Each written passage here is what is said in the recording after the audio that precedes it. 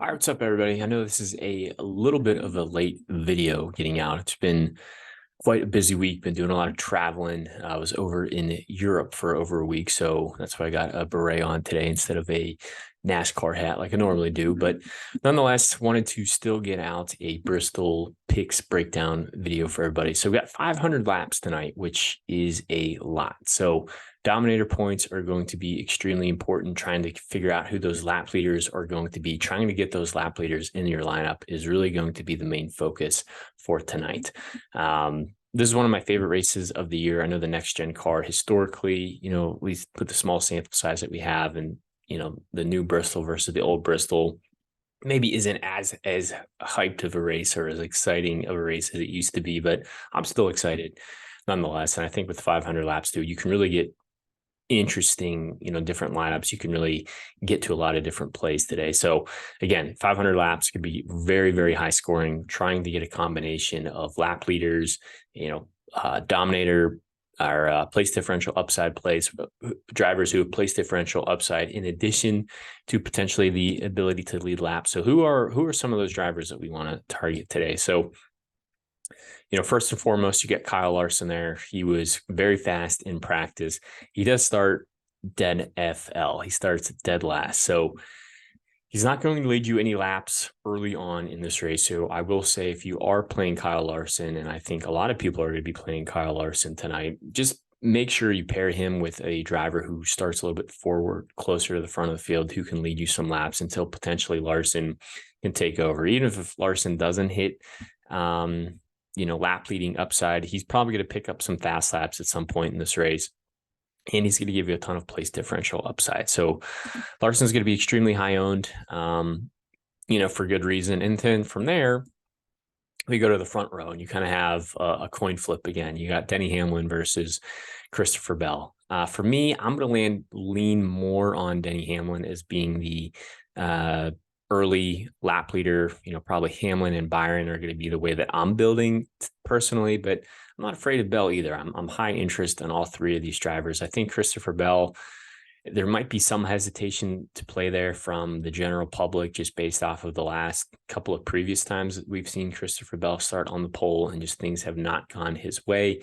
But he does, it's really hard to pass. He has the clean air, should lead laps, just a question of how many laps does he lead, and then can he get a decent finish. I would rather lean on Denny Hamlin, though, just based off of experience. Starts right next to him. I think Hamlin probably has a little bit of a better car. They're expensive, though. So if you're playing Larson, Hamlin, or Bell, Byron, you're really paying up for some of these drivers, and it's kind of sacrificing your line a little bit if you build a little bit more of a balanced lineup. Not really getting the Kyle Busch today. I just think between Larson, Hamlin, Bell, and Byron, there's just so much upside that those drivers offer. It's hard to sacrifice one of those plays with, a Kyle Busch in there. Byron could be your contrarian lap leader. Say Christopher Bell gets the lead, or maybe Denny Hamlin gets the lead. Byron can easily slip into that second spot. And then if the lap leader, for whatever reason, the early lap leader, for whatever reason, has an issue, Byron's right there to take advantage of it. And we also know how good Byron's pit crew is. And if he's able to gain spots on pit road, if I think once he gets the clean air, he'll be able to maintain it. So for me, going to have a lot of Larson, and then I'm getting into different variations with my line. So I have lines with Larson and Hamlin, I have lines with Larson and Bell, and I have lines with Larson and Byron. Those are the types of builds that I'm starting my DraftKings lineups with. From there, a lot of these medium interest drivers are going to be drivers who I'm really sprinkling in. It's my GPP options. I'm going to have, I'm definitely going to max out, the 20 max contest. So I'm going to have, 20 lines, getting the different variations and landing on a lot of these plays. So Chase Elliott's one of those options for me. More of a tournament play, starting 7th. I don't know how many people are really to get to him with his price tag. If you're only building one lineup, and my ownership's definitely going to reflect that as well. Byron, Bell, Hamlin, and Larson are going to be, some of my highest owned drivers. Keselowski is another option. I don't know how much ownership he's going to get based off of his price tag, again, like Chase Elliott has, and his practice times were very, very slow. But I'm not really too concerned about practice times. He was able to back up or change the narrative a little bit with a good qualifying run. We know how good RFK was at this race last year. Christopher Buescher did win this race last year as well. So I think Keselowski makes for an interesting tournament play, maybe even a potential lap leader tonight. Harvick, Buescher, and Logano, pretty similar plays for me. I'm going to lean on Christopher Buescher just because of his practice times, how that he is the defending race winner, but all of them give you some nice place differential upside. So I really like, trying to get Larson, maybe trying to get a Harvick, Buescher, or Logano in there, and then just trying to make sure you get a lap leader. The other way you can, the way you could go about it is, I don't really care too much about these. Maybe you're saying Larson could be a lap leader and a place differential play. Maybe you're saying Christopher Buescher is a lap leader and a place differential play, which I think are very likely. I don't know if Harvick or Logano could lead laps, so maybe you sacrifice a place differential play there.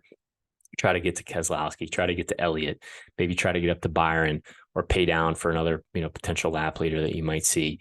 Because with 500 points or 500 laps, you really want to try to get as many lap leaders in your line as possible. Just, how many lap leaders are we going to see? It's probably going to cycle through at different points, but you're going to need those lap leaders in addition to, probably a couple place differential plays. And that's personally why I'm building, 20 lines and just hoping I kind of, with my ownerships, kind of lean the right way there. Blaney is another driver like Kyle Busch. I'm just not really getting to a ton. I don't really see him getting a ton of place differential upside. I don't really see him getting out front leading laps. Truex, this is crazy. I mean, Truex potentially could get eliminated from the first round of the playoffs with coming in as basically our defending, regular season champion.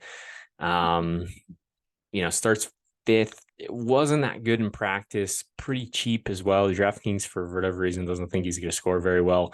I'm probably going to be a little bit more aggressive on Truex. I think they're able to have a good night tonight. I think they're able to squeak through and advance to the next round.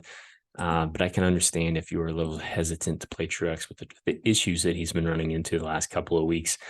Chastain, I like Chastain a lot too. I don't really love paying up for place differential here. So if you want to save some salary, I think Ross Chastain is basically the same type of play as Harvick and Logano. I would say Christopher Buescher is still my favorite of the four options there, just because I think he can get the furthest forward. I think he can give you some fast laps. I think you could even lead some laps tonight as well. So I would prioritize Buescher of those four, but if you're looking for some place differential, some salary savings, I think Ross Chastain is a solid option for you.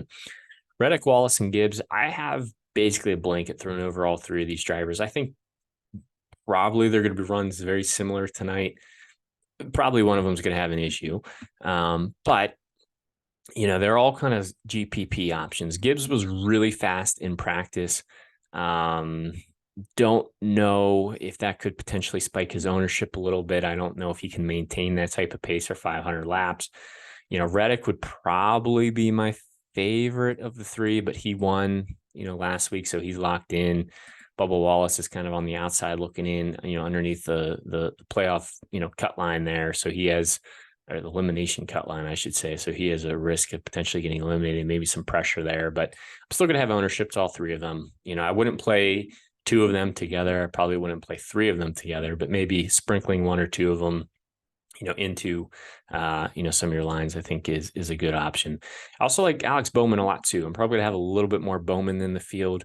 I really did like his practice times. And again, I just like his price tag. So I think you can get, some kind of a little bit different, some interesting builds if you're able to kind of sprinkle in some of these 7K options. Eric Jones was not happy with his car whatsoever. Never made a 10-lap run at Bristol, which is crazy. They kept just making adjustments throughout practice. So probably a little bit, he's going to carry some ownership with his starting position there. I can understand if you want to get off him a little bit, but with 500 laps, this team should be able to figure out, and he should be able to move forward. Not really getting to Suarez, just didn't really like a lot of what I saw in practice. Didn't have a good qualifying effort. Stenhouse qualified right where his practice times were. Probably is going to run around, around there. I'd rather pay down for Eric Almirola, only $100, but Almirola is pretty good at these short flat tracks and starts 26. So it gives you one additional place differential point that Stenhouse gives you. not getting the Briscoe, just starts a little bit too far forward. Michael McDowell is also another driver that needs a hell of a night to basically advance to the next round. He really did well in qualifying, but for fantasy purposes, it's just not interested there. I am really interested in AJ Allmendinger, though. He was top 15 in single lap speed and 6th in the 10 lap average. And I know practice times are a little bit skewed, but I think AJ Allmendinger, this is a track that he can perform well at. I kind of like the value you can get there in addition to, paying down for a 5K range driver. Not getting the Priest, Dillon, or Hocevar, just mainly based off of their starting positions. And then that kind of gets you down to our 5K range. So I think most lines are going to have to come down here. It just depends on where you want to go. I think most people are going to play Harrison Burton. So one potential option you can do to get different is, hey, I'm going to be under the field on a Harrison Burton. I'm going to be over the field on some other pump plays down here. Or who are some other pump plays you would recommend? One punt play I'm going to recommend would be Ty Dillon. I don't think many people are going to play Ty Dillon. I'm not saying he's going to go out there and have a great day or, run inside the top 20 or anything like that, but he's only $4,900. He starts very, very deep in the field. And he was actually pretty decently quick in practice. And this is arguably one of his better racetracks. So it allows you to, get a lower owned punt play range in your punt play driver into your lineup. And then it also gives you more salary to work with when maybe rounding out your lineup. So maybe you can go from an Austin Cindric up to an AJ Allmendinger, or maybe you can go from, an Eric Jones, up to a Alex Bowman, or, whatever it is. Like, it's just, I like going to Ty Dillon. I think most people are probably going to go to JJ Yaley if they are going super deep, but a lot of people don't like playing the punt plays or these, real slow cars. And I can understand. If you don't want to do that and you don't want to play Burton, I think Cindric or Gillen's a fine option. Haley is probably a little bit more of a GPP play, just a little bit more upside, not enough place differential. So I don't really mind. I'm going to have, ownership to Haley, Cindric, Burton, Gillen, Yaley, and Dillon. But for me, I'm going to be over the field on Dillon, probably under the field on Burton, probably over the field on Yaley, maybe over the field on Cindric too. I don't know. I still have to build my lineup. So yeah, hopefully that's helpful. I think it's, again, trying to find the right combination of lap leaders and place differential plays. But I'm going to be building a ton of lines, 20 lines for me, getting to a lot of these high owned and medium owned drivers and just different combinations of them, and hoping that, things go our way tonight. So thanks still again for sticking with us. Hopefully if you guys are playing, DFS and with football, hopefully that's been going well so far. And hope you guys have a good rest of the weekend. And thank you as always for the support.